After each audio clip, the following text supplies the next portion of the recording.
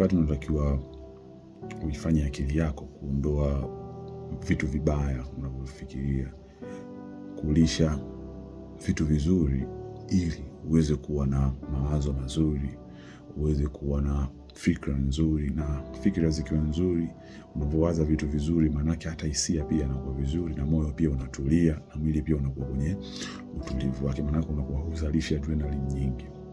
Kwa hiyo ili uwe na fikra nzuri, hisia nzuri, utulivu wa moyo na mwili uwe kwenye balansi yake, kwenye uzani wake, cha kwanza unatakiwa uepukane na watu ambao ni sumu kwako. Either ni marafiki, ndugu, watu unaofanya nao kazi, na watu wote unaweza kuepuka. Ambapo hao kila ukikutana wanakuambia matatizo, kila ukikutana nao wanakulaumu, kila ukikaa nao wanakukosoa, wanakupa lawama.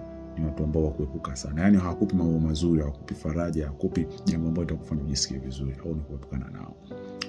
Kitu cha pili, kuepukana na mitandao ya kijamii. Sana kushinda sana mitandao ya kijamii na kwenda kwenye comment au post ambazo zinachochea hali yako uliyokuwa nayo sasa hivi kuwa mbaya zaidi, au hali uliyokuwa nayo nyuma kurudi katika ambayo ishapoa, kurudi katika hali ya ubaya, aidha maumivu au wasiwasi, au kuwa na hali ya kimuhemuhe. Watu wengi wanapata wasiwasi kukithiri, msongo wa mawazo kukithiri, pamoja na huzuni kukithiri baada tu ya kuchochewa na mitandao ya kijamii. Ndipo unashinda kwenye mitandao ya kijamii, unapoona zile comment, ukakomenti hivi, yule kaposti hivi, mwingine anakuja kukomenti hivi. Mwisho wa siku unakuta mtu sasa anakosa ile hali ya uvumilivu, stahamilivu, anashindwa kuwa na ile emotional intelligence ya juu, anachukua kile kitu cha mitandao ya kijamii, anakiweka kwenye akili yake, anaenda kupractice kwenye maisha yake. Mfano, unaweza kukuta mapenzi, mtu akaposti kuhusiana na mahusiano au mapenzi, kwamba ndoa siku hizi mbaya, anakuja mtu chini, yani anajaribu kuoa, anajaribu kujiingiza kwenye sumu, anajaribu kuolewa, anajiingiza kwenye kaburi mwenyewe. Kwa hiyo mtu ambaye yuko kwenye matatizo ya ndoa au mahusiano, moja kwa moja anachukua ile comment, anaingia kichwani, alafu anaenda kuipractice kwenye nyumba yake. Kumbe wanawake wote wako hivi au wanaume wote wako hivi, na mwisho wa siku anabomoa nyumba yake. Kitu cha tatu unatakiwa kukiepuka ni mazingira yoyote ambayo yatakufanya ujisikie vibaya. Lakini vitu ambavyo unataka kuvifanya, kwanza soma vitabu, self help books. Mfano, kuna kitabu changu nilichoandika, kushukuru ni tiba ya akili na mwili pia. Kuna kitabu cha Atomic Habits ambacho ni kizuri. Kuna kitabu pia cha Ikigai pia ni kizuri, ambacho na Art of Laziness pia ni kizuri, ambacho kinakusaidia kujisaidia wewe mwenyewe kutoka kwenye hali uliyokuwa nayo, lakini kupona maumivu uliyokuwa nayo na mengineyo.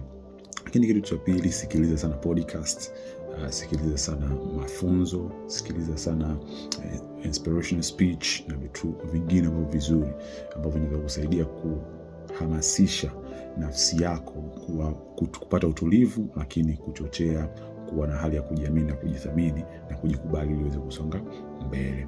Lakini kitu cha tatu, hakikisha unapata techniques za kujisikia vizuri. Kwa mfano, kufanya mazoezi, kingine kulala kwa wakati na saa 7 mpaka 9, kingine kuhakikisha unafanya the gratitude things au gratitude practices, kushukuru, kwamba unashukuru baada ya kuamka, unashukuru mchana, unashukuru usiku. Kuona kushukuru na kusaidia kuongeza hali ya kujiamini, kujithamini na kuwa na hali ya kujisikia vizuri.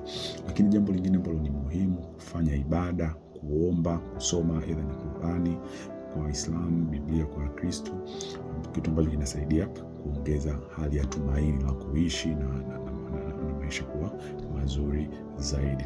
Na jambo la mwisho ambalo ni muhimu ni self affirmation, kujinenea maneno mazuri, najipenda, najithamini, najijali, najiamini na matumaini. Kwa hiyo ukiwa unajiambia hivyo mara kwa mara, mimi ni mzuri, najikubali, unajiambia hivyo mara kwa mara, inasaidia kuongeza ile hali ya kujiamini na kujithamini, na kujikuta baadaye unakuwa ni mtu ambaye una positive thinking, yani una mawazo ambayo yenye fikra chanya na hisia nzuri za furaha na amani, na pia hata matendo yako yanakuwa mazuri. Na la mwisho, usisahau kuwa na matendo mema kwa kuwasaidia watu pamoja na kuwakirimu watu.